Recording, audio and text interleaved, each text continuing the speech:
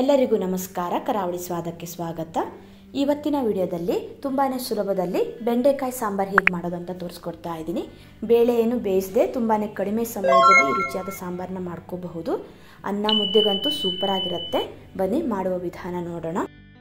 ಮೊದಲಿಗೆ ಬೆಂಡೆಕಾಯಿ ಹುರ್ಕೊಳ್ಳಿಕ್ಕೆ ಸ್ಟೋವ್ ಮೇಲೆ ಕಡಾಯಿ ಇಟ್ಟು ಸ್ವಲ್ಪ ಎಣ್ಣೆ ಹಾಕ್ಕೊಂಡಿದ್ದೀನಿ.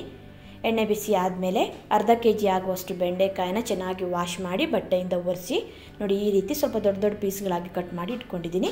ಇದನ್ನು ಇವಾಗ ಎಣ್ಣೆಯಲ್ಲಿ ಚೆನ್ನಾಗಿ ಹುರ್ಕೋಬೇಕು. ಎಣ್ಣೆ ಸ್ವಲ್ಪ ಜಾಸ್ತಿ ಕೂಡ ಹಾಕೋಬಹುದು. ಗ್ಯಾಸ್ನ ಮಧ್ಯಮ ಉರಿಯಲ್ಲಿ ಇಟ್ಕೊಂಡು ನೋಡಿ ಈ ರೀತಿ ಕೈ ಆಡಿಸ್ತಾನೆ ಚೆನ್ನಾಗಿ ಬೆಂಡೆಕಾಯಿನ ಹುರ್ಕೋಬೇಕು. ಒಂದು 4 ರಿಂದ 5 ನಿಮಿಷ ಹುರ್ಕೊಂಡ್ರೆ ಸಾಕಾಗತ್ತೆ. ಬೆಂಡೆಕಾಯಲ್ಲಿರೋ ಲೋಳೆ ಅಂಶ ಎಲ್ಲ ಹೋಗಬೇಕು. ಸರಿಯಾಗಿ ಹುರ್ಕೊಂಡಿಲ್ಲ ಅಂದರೆ ಸಾಂಬಾರ್ ಲೋಳೆ ರೀತಿ ಆಗುತ್ತೆ. ನೋಡಿ ಸ್ವಲ್ಪ ಕಲರ್ ಕೂಡ ಚೇಂಜ್ ಆಗಿದೆ. ಈ ರೀತಿ ಬೆಂಡೆಕಾಯಿನ ಚೆನ್ನಾಗಿ ಹುರ್ಕೊಳ್ಳೋದ್ರಿಂದ ಸಾಂಬಾರು ತುಂಬಾ ಚೆನ್ನಾಗಿ ಬರುತ್ತೆ. ಇದನ್ನು ಇವಾಗ ತೆಗೆದು ಒಂದು ಪ್ಲೇಟಿಗೆ ಹಾಕಿ ಪಕ್ಕದಲ್ಲಿ ಎತ್ತಿಟ್ಕೊತಾ ಇದ್ದೀನಿ. ನಂತರ ಮಸಾಲೆನ ರೆಡಿ ಮಾಡ್ಕೊಳ್ಳಿಕ್ಕೆ ಸ್ಟೋವ್ ಮೇಲೆ ಒಂದು ಪ್ಯಾನ್ ಇಟ್ಟು 1 ಚಮಚ ಕಡಲೆಬೇಳೆ, 1 ಚಮಚ ಉದ್ದಿನಬೇಳೆ, ಅರ್ಧ ಚಮಚ ಜೀರಿಗೆ, 2 ಚಮಚ ಆಗುವಷ್ಟು ಧನಿಯಾ ಬೀಜ, ಹಾಗೆ ಒಂದು 1/4 ಚಮಚ ಆಗುವಷ್ಟು ಸಾಸಿವೆ ಮತ್ತು ಮೆಂತ್ಯ ಕಾಳನ್ನು ಹಾಕೋತಾ ಇದ್ದೀನಿ. ಎರಡನ್ನೂ ಸೇರಿ 1/4 ಚಮಚ ಹಾಕ್ಕೊಂಡಿದ್ದೀನಿ. ಒಂದು ಅರ್ಧ ಚಮಚ ಆಗುವಷ್ಟು ಎಣ್ಣೆ ಹಾಕಿ ಚೆನ್ನಾಗಿ ಇದನ್ನು ಗ್ಯಾಸ್ನ ಕಡಿಮೆ ಉರಿಯಲ್ಲಿ ಇಟ್ಕೊಂಡು ಹುರ್ಕೋಬೇಕು. ಸೀದಿಸ್ಲಿಕ್ಕೆ ಹೋಗಬೇಡಿ, ಟೇಸ್ಟ್ ಚೇಂಜ್ ಆಗಿಬಿಡತ್ತೆ. ಸ್ವಲ್ಪ ಕೆಂಪಗಾಗೋ ತನಕ ನೋಡಿ ಈ ರೀತಿ ಕೈ ಆಡಿಸ್ತಾನೆ ಚೆನ್ನಾಗಿ ಹುರ್ಕೊಂಡು ನಂತರ ಇದಕ್ಕೆ ಖಾರಕ್ಕೆ ಒಣಮೆಣಸಿನ್ಕಾಯಿನ ಹಾಕೋತಾ ಇದ್ದೀನಿ. ಒಂದು 5 ಆಗುವಷ್ಟು ಒಣಮೆಣಸಿನ್ಕಾಯಿನ ಹಾಕ್ಕೊಂಡಿದ್ದೀನಿ. ಖಾರ ನೋಡ್ಕೊಂಡು ಸೇರಿಸ್ಕೊಳ್ಳಿ.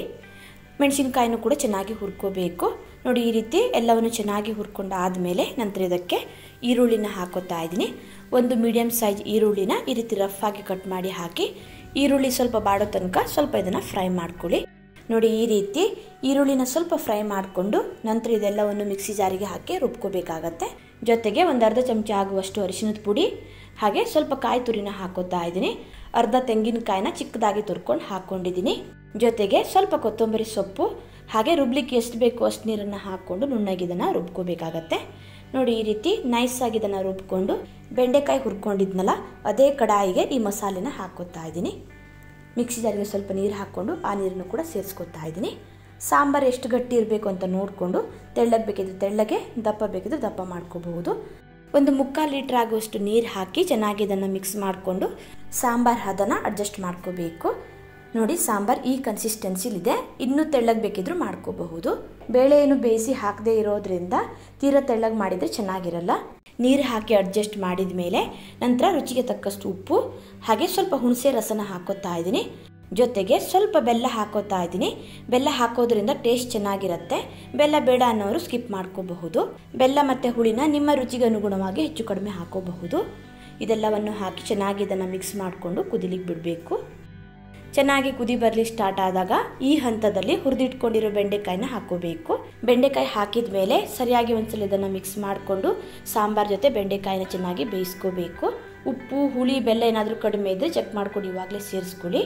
ನಂತರ ಮುಚ್ಚಳನ ಮುಚ್ಚಿ ಒಂದು 4 ರಿಂದ 5 ನಿಮಿಷ ಚೆನ್ನಾಗಿ ಇದನ್ನು ಬೇಯಲಿಕ್ಕೆ ಬಿಡೋಣ.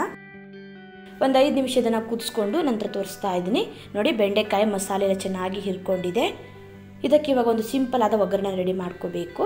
ನಾನಿಲ್ಲಿ ಸ್ಟೋವ್ ಮೇಲೆ ಒಂದು ಪ್ಯಾನ್ ಇಟ್ಟು ಒಂದು 3 ಚಮಚ ಆಗುವಷ್ಟು ಎಣ್ಣೆ ಹಾಕೋತಾ ಇದ್ದೀನಿ. ಎಣ್ಣೆ ಬಿಸಿ ಆದಮೇಲೆ ಒಂದು ಅರ್ಧ ಚಮಚ ಸಾಸಿವೆ ಹಾಕೋತಾ ಇದ್ದೀನಿ. ಸಾಸಿವೆ ಸಿಡಿದ ಮೇಲೆ ಸ್ವಲ್ಪ ಕರಿಬೇವು ಮತ್ತು ಒಣಮೆಣಸಿನ್ಕಾಯಿನ ಹಾಕ್ಕೊಂಡು ಸ್ವಲ್ಪ ಇದನ್ನು ಬಾಡಿಸ್ಕೋಬೇಕು. ನೋಡಿ ಈ ರೀತಿ ಚೆನ್ನಾಗಿ ಇದನ್ನು ಬಾಡಿಸ್ಕೊಂಡು ನಂತರ ಸ್ವಲ್ಪ ಹಿಂಗೆ ಹಾಕೋತಾ ಇದ್ದೀನಿ. ಹಿಂಗೆ ಹಾಕೋದ್ರಿಂದ ಒಳ್ಳೆ ಫ್ಲೇವರ್ ಬರುತ್ತೆ. ಇಷ್ಟೇ, ಒಗ್ಗರಣೆ ರೆಡಿ ಆಯಿತು. ಇದನ್ನು ಇವಾಗ ಸಾಂಬಾರಿಗೆ ಸೇರಿಸಿ ಚೆನ್ನಾಗಿ ಇದನ್ನು ಮಿಕ್ಸ್ ಮಾಡ್ಕೊಳ್ಳಿ. ಕೊನೆಗೆ ಚಿಕ್ಕದಾಗಿ ಕಟ್ ಮಾಡಿರೋ ಸ್ವಲ್ಪ ಕೊತ್ತಂಬರಿ ಸೊಪ್ಪನ್ನು ಹಾಕಿ ಚೆನ್ನಾಗಿ ಮಿಕ್ಸ್ ಮಾಡಿಕೊಂಡು ಸ್ಟೋವ್ನ ಆಫ್ ಮಾಡಿದರೆ ಬೆಂಡೆಕಾಯಿ ಸಾಂಬಾರು ಅನ್ನೋದು ರೆಡಿ ಆಗುತ್ತೆ. ನೋಡಿ ಈ ರೀತಿ ತುಂಬಾ ಈಸಿಯಾಗಿ ರುಚಿಯಾದ ಬೆಂಡೆಕಾಯಿ ಸಾಂಬಾರನ್ನ ಮಾಡ್ಕೋಬಹುದು. ಇದಕ್ಕೆ ಬೆಳ್ಳುಳ್ಳಿ ಆಗಲಿ, ಶುಂಠಿ ಆಗಲಿ, ಟೊಮೆಟೊ ಆಗಲಿ ಏನೂ ಹಾಕೋಬೇಕಂತಿಲ್ಲ. ಹಾಗೆ ಬೇಳೆ ಕೂಡ ಬೇಯಿಸಿ ಹಾಕಬೇಕಂತಿಲ್ಲ. ಕಡಿಮೆ ಸಮಯದಲ್ಲಿ ನೋಡಿ ಈ ರೀತಿ ರುಚಿಯಾಗಿ ಸಾಂಬಾರನ್ನ ಮಾಡ್ಕೋಬಹುದು. ಅನ್ನ ಮುದ್ದೆ ಜೊತೆಗೆಲ್ಲ ತುಂಬಾ ಚೆನ್ನಾಗಾಗತ್ತೆ. ವಿಡಿಯೋ ಇಷ್ಟ ಆದರೆ ಲೈಕ್, ಶೇರ್, ಕಮೆಂಟ್ ಮಾಡೋದನ್ನು ಮರಿಬೇಡಿ. ಮತ್ತೆ ಸಿಗ್ತೀನಿ ಹೊಸ ವಿಡಿಯೋ ಒಂದಿಗೆ. ಧನ್ಯವಾದಗಳು.